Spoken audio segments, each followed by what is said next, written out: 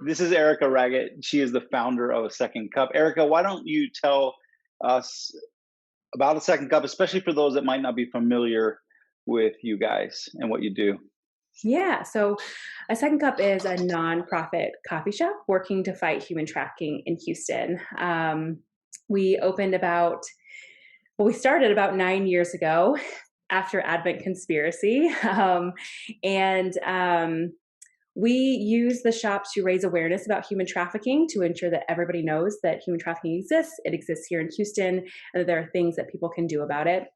We also partner strategically with other organizations who are working on this issue as well. And then we invest our resources to support survivors as they heal and recover and make new lives for themselves.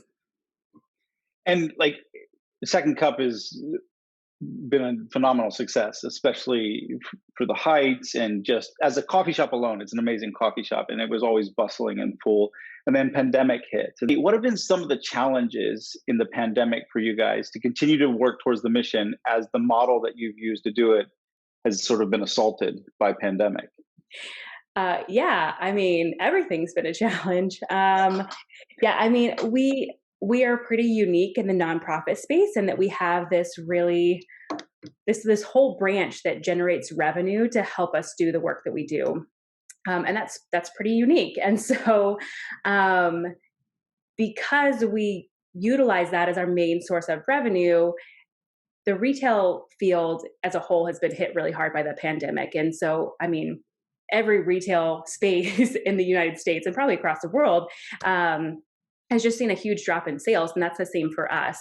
And so, um, yeah, that was a major challenge to figure out and navigate around. And this thing that was an asset before became a liability, and it was expensive to keep it open. And but we knew that we had to keep moving forward. We had to keep, focusing on our mission, and that meant keeping the shop open, even though it was not generating the funds we needed. And so, so that was a major obstacle, and we got creative and did some different things. And we also, we have a program called Brazen Table, which is a culinary training program to support survivors in finding employment after this trauma they've experienced. And so we had really big plans for that this year, and really big expectations about how that could grow and be more robust and in depth. We had a plan for opening a training restaurant and having like leadership development within the program.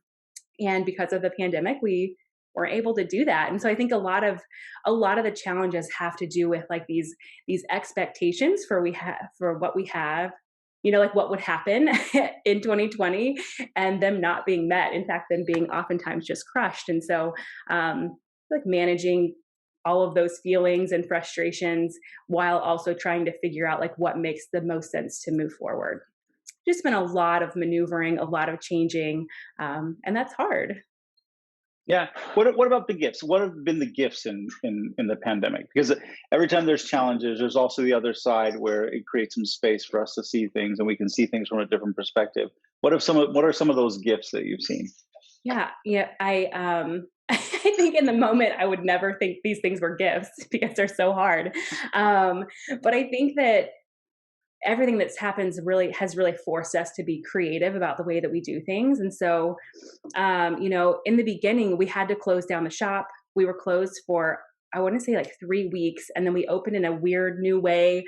But we also wanted to honor our staff and pay them and not cut their, wages. And so we came up with the idea of like these learning activities where they could learn more about the issue of human trafficking, to both make them more knowledgeable about the issue, but also make them better at being able to engage with customers about these issues. And so we started those, and those were really valuable. And that grew into kind of looking at human trafficking a little bit differently, and really thinking about the root causes and a lot of the systems of injustice that happen at a systemic level in our country, and how those impact and lead into human trafficking and exploitation. And so that's been really cool to see that develop out of just like, oh, we just want to pay our employees. What can we have them do? Into like, oh wow, we're talking about human trafficking in this really holistic way.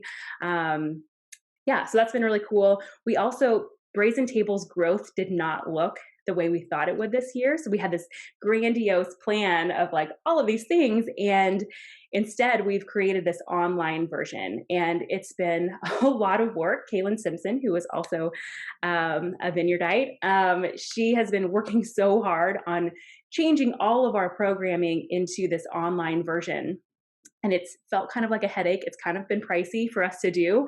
But now that we're looking at it, we're like, this is a really cool opportunity for us to be able to expand the number of people that we reach. I mean, people could be living in like Utah and go through this program because it's all online now. And so it's not only allowing us to just reach more people here in Houston and outside of Houston, but it's also allowing us to partner with other organizations that may work with clients who are particularly vulnerable to things like trafficking. So that's been That's really awesome. cool. Yeah. That's great. Okay. What do you see God doing? What are some of the things, the ways you see God moving in this time? Yeah. I mean, I think God is always at work. And sometimes it's hard to see when things are hard, like they are right now. I think they're hard in lots of different ways for different people. But 2020 has been a really major year.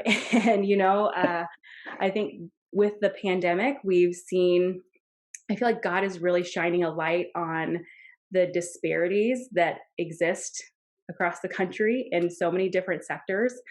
I think that the death of George Floyd has been like a stark reminder that racial inequity is at the root of so many social justice issues, and all of these things kind of being brought to light right now um, enables us to look at human trafficking in a different way. And so, I've really seen the conversation in the entire anti-trafficking movement shift from thinking about human trafficking happening in a vacuum to like, wait a second, like there are all of these other things that are feeding into and causing and contributing to human trafficking that if we don't step back and take a second or a lot of seconds to focus on these issues, we're never going to be effective at fighting human trafficking.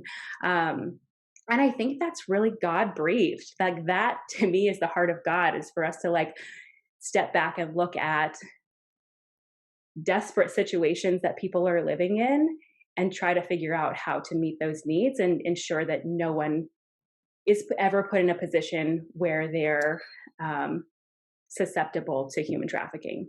Yeah, totally. What then, in light of all of this, like as we sort of are still, and we're still navigating pandemic, what are the opportunities you see? Like what are, for you guys as an organization, as a ministry, as a place of learning, and even as a coffee shop, what do you see the opportunities going forward?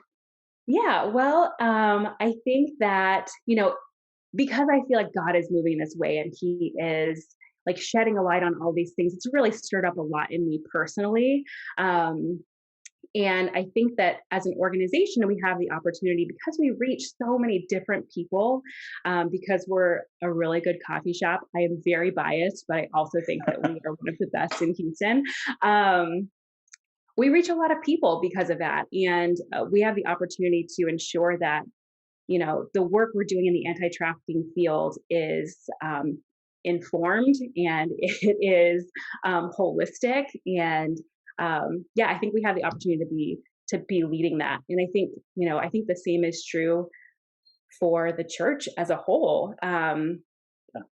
To to be a leader in ensuring that people are not living in desperate situations. And so I think that's a major opportunity for us.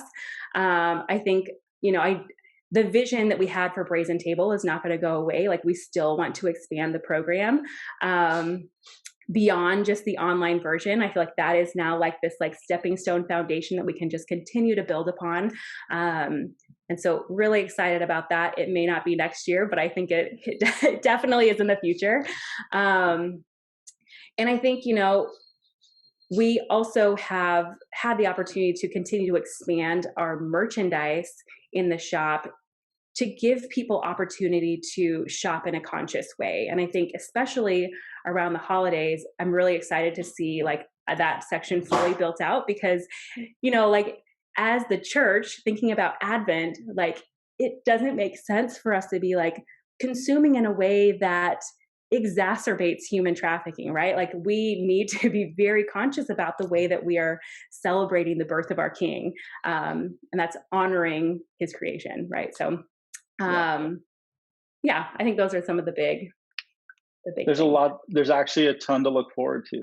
And Yeah, I love it because, we are in this year, which it is sort of difficult to grab on to unless we really take the time to really grab on to some of the beauty in this and what can come out of it.